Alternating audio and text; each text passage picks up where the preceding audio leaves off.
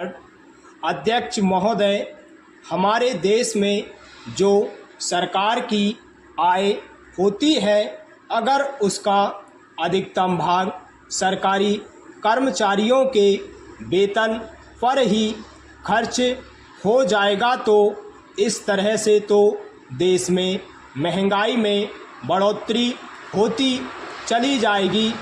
इसलिए हमें इस स्थिति को रोकने के लिए कठोर कदम उठाने होंगे।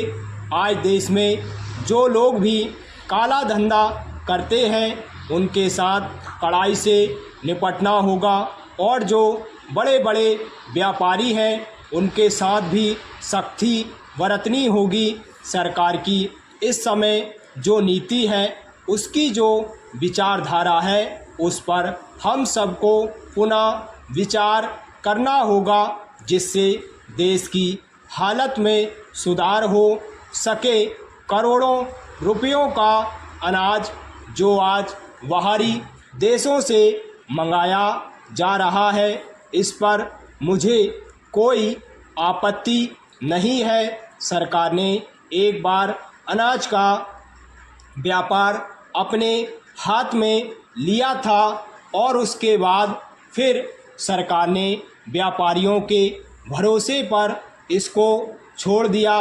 व्यापारियों ने जनता और सरकार दोनों को धोखा दिया और इसका परिणाम यह हो रहा है कि खाद्यान्न की कीमतें बहुत ज़्यादा बढ़ गई हैं और वह आम जनता को आसानी से उपलब्ध नहीं है। इस संबंध में हमारी सरकार ने अभी तक जो कदम उठाए हैं वे भी सहायक सिद्ध नहीं हुए हैं।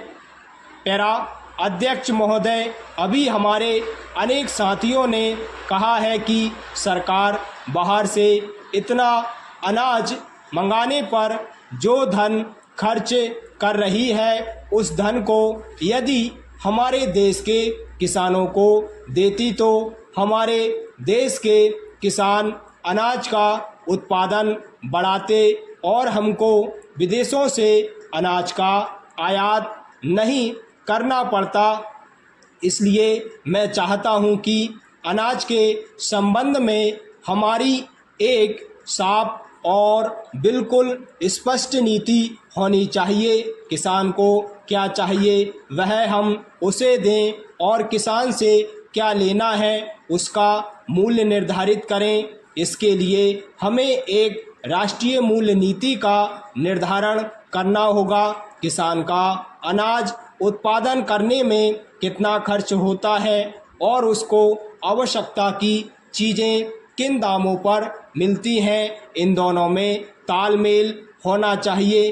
किसान गन्ना पैदा करे, किसान कपास पैदा करे, किसान गेहूं पैदा करे तो उसको कुछ तो लाभ होना चाहिए। मैंने इस सदन में पहले भी कहा था कि खेती को नुकसान का नहीं बल्कि मुनाफे का धंधा बनाने पर ही देश में अनाज का उत्पादन तेजी से बढ़ेगा और खाद्यान्न की समस्या का कोई हल निकल सकेगा। पैरा अध्यक्ष महोदय, आप कहते हैं कि 1 इंच ज़मीन भी मत छोड़ो, हर जगह अन्न पैदा करो, लेकिन हमारा इलाका ऐसा है जहां पानी नहीं है, इसलिए हम अन्न का उत्पादन नहीं कर पाते। इसके लिए हमें सिंचाई की योजनाएं बनानी पड़ेंगी।